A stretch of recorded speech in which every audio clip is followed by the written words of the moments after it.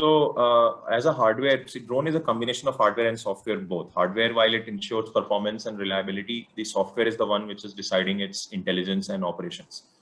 So both are a completely in-house solution. That's what our core expertise used to be, the only core expertise we started with.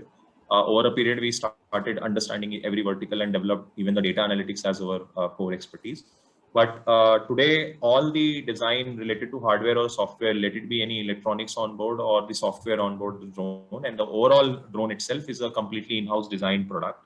Manufacturing, we take a hybrid approach for few specialty components, like if you have plastic parts on the drone or a composite component or electronic component, they need their own type of infrastructure. We have not reached a volume where we have our own such manufacturing facility. Idea is not to get into hardcore manufacturing because it is pretty much well established for other industries. We just need to customize it to our requirement. So we outsource most of our components production to third-party vendors, which are our partners for manufacturing these. As an ancillary, they are our partners for various components. There are certain components which are imported because they are not built in India. However, whatever can be built in India is being built in India on our product.